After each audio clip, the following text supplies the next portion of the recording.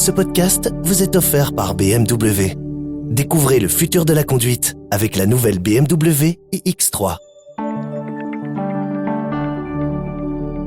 Bienvenue dans le Trends des marchés, je m'appelle Fanny Rocher et avec notre expert Éric Joly, nous revenons sur le monde de la construction automobile confronté à quelques difficultés, les droits de douane et une crise des puces électroniques.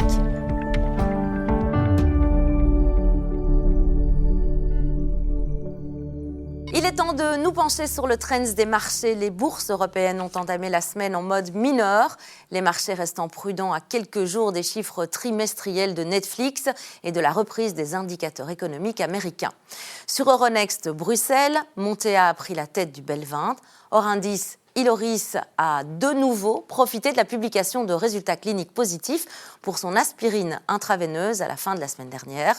Azelis a par contre de nouveau plongé en fin de séance alors que le titre affiche désormais une perte de 53% depuis le début de l'année. Hors indice, Agfa continue de s'enfoncer après de mauvais chiffres trimestriels de la semaine dernière. Les constructeurs automobiles européens sont confrontés à une période cruciale. Une nouvelle crise des puces électroniques a été évitée de justesse et les droits de douane imposés par Trump font perdre des milliards d'euros au secteur. Parallèlement, la Commission européenne s'efforce d'assouplir les exigences en matière d'électrification. Bonsoir Éric Joly. Bonsoir Fanny. On en parle et il y a beaucoup de choses à dire en effet sur ce sujet. Démarrons peut-être par cette toute première question. Quelle est l'importance du secteur automobile en Europe ? C'est quand même un secteur qui est important. On peut parler de 7% de la totalité de l'économie européenne. En termes d'emploi, un peu plus de 6%, emplois directs, indirects. Et on l'a vu lors de la publication des chiffres trimestriels, ces sociétés sont fortement impactées par les droits de douane qui ont été introduits par Donald Trump. D'une part, ça coûte des milliards, comme vous venez de le dire. Ouais. De notre côté, on voit que les Chinois continuent à vendre en masse leurs voitures sur notre marché. Donc, ces constructeurs sont quand même mal pris des deux côtés, si je puis dire. Et c'est ça, et même au sein de l'Europe, en réalité, il y a de nombreux défis aussi, et pas des moindres. Non, c'est logique, puisque l'Europe, rappelez-vous, il y a quelques temps, ils ont lancé plusieurs plans écologiques, avec bien souvent des noms ronflants, Fit for 55, le Green Deal. Aujourd'hui, la majorité des PDG du secteur sont d'accord pour dire que ce n'est pas tenable à terme parce qu'on constate que l'électrification, ça ne marche pas, sauf s'il y a des primes à la clé pour le consommateur. Ouais, et ça a sans doute un impact aussi sur l'âge du parc automobile. Il vieillit, clairement. Il y a 10 ans, l'âge moyen d'une voiture européenne était de un peu plus de 10 ans. Aujourd'hui, 12 ans et demi. Et donc, on voit très bien que le consommateur, soit il postpose, soit il dit « Ok, je vais quand même acheter sur le marché secondaire. » Tout d'abord, le prix. Et deuxièmement, il y a quand même pas mal de consommateurs qui préfèrent encore vite faire le plein plutôt que de devoir attendre à une borne. Alors, ce manque d'enthousiasme pour les voitures électriques, ça rend forcément les constructeurs nerveux. Les objectifs bisannuels en matière d'émissions moyennes de CO2 des voitures neuves vendues ne sont pas atteints non plus.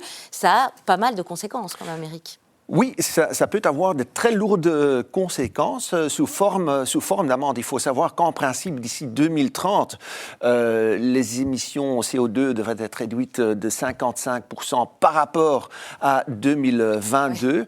Là, on voit également que le secteur s'en inquiète et dit, voilà, ce n'est pas possible. Si la Commission européenne devait rester campée sur sa position, ça risque quand même de mettre en danger de façon assez grave le secteur. Et est-ce qu'on en sait un petit peu plus, justement, à ce sujet de la part de la Commission européenne ?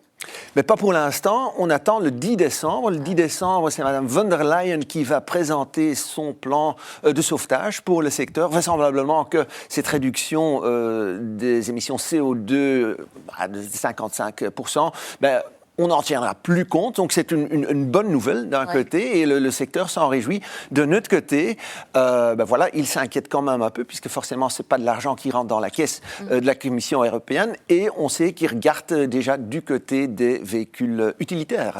Parlons-en justement, puisque outre les voitures familiales, il y a beaucoup de constructeurs qui proposent aussi des camionnettes.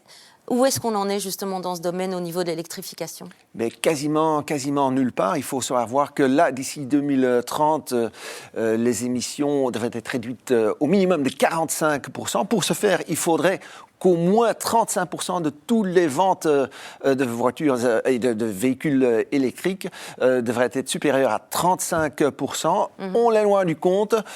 Sur les 3 premiers trimestres de l'année, on est à peine à 3,80%. Donc voilà, ouais, c'est ça. Plus que probablement, il risque d'y avoir des amendes à la clé, 5-7 milliards d'euros, beaucoup d'argent là aussi. Beaucoup d'argent à la clé. Merci pour votre expertise, Éric Joly, et à très bientôt, à la semaine prochaine.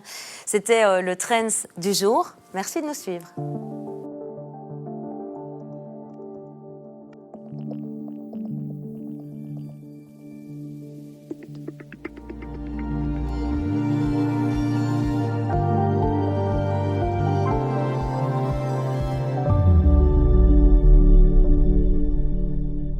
Ce podcast vous est offert par BMW. Découvrez le futur de la conduite avec la nouvelle BMW iX3.